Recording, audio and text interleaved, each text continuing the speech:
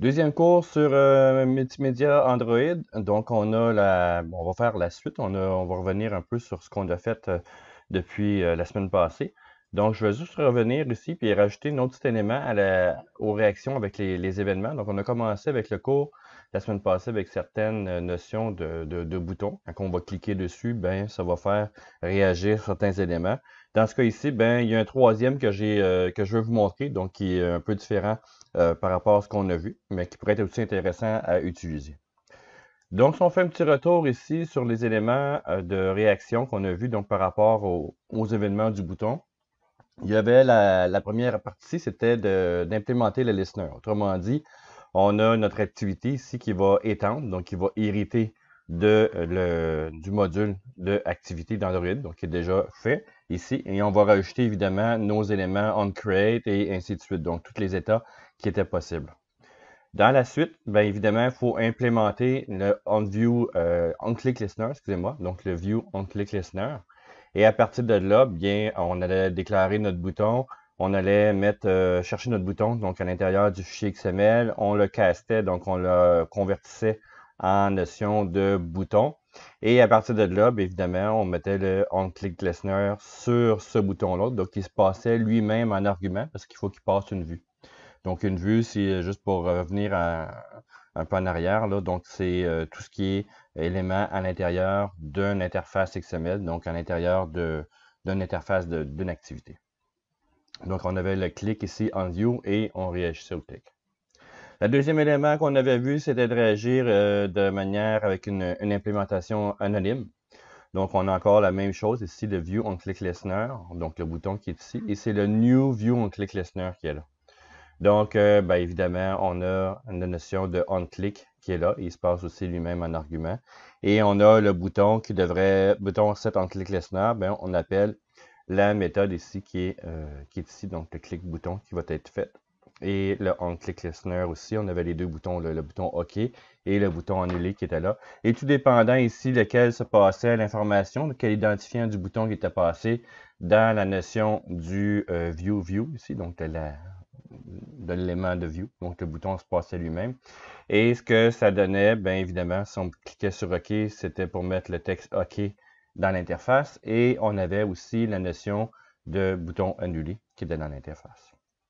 Il y a une petite notion aussi qu'on peut rajouter dans les notions de réaction aux événements. Donc, c'est d'utiliser la propriété du clic, donc du XML. C'est, excusez-moi, donc, c'est un autre élément qu'on peut rajouter. C'est assez facile à faire.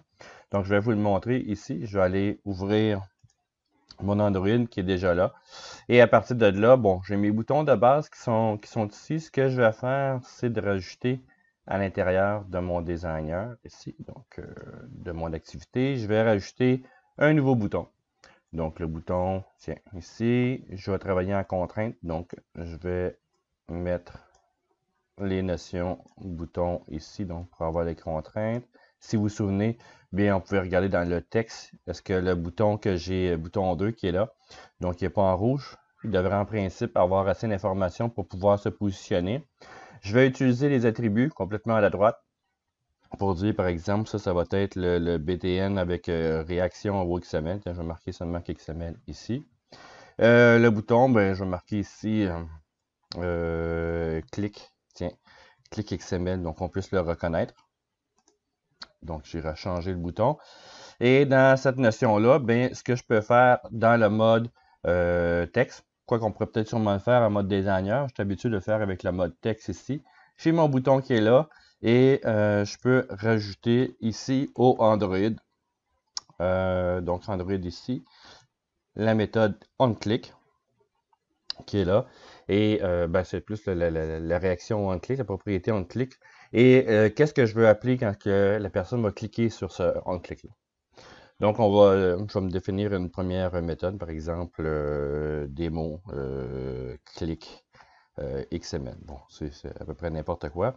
Et si vous regardez, bien évidemment, c'est en rouge parce qu'il dit, ben, il n'y a pas de méthode encore qui existe avec ceci. Et ce qui est la beauté avec Android Studio, Alt Enter. Et est-ce que tu veux créer un handler, tu veux faire un override, ainsi de suite.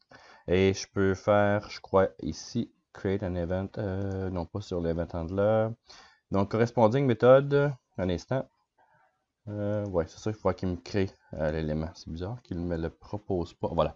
Donc ici, il va me créer un démo XML view. Donc dans la main activity, ben oui, c'est là que je vais aller.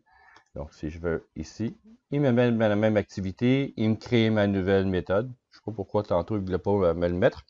Et à partir de là, je peux faire aller chercher la notion de txtName. txtName ici, point .set.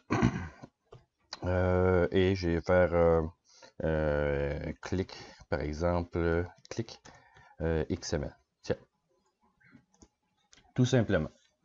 Et si je fais compiler, donc le Gradle ici repart, et dans mon viewer ici, donc dans mon téléphone virtuel, et voilà.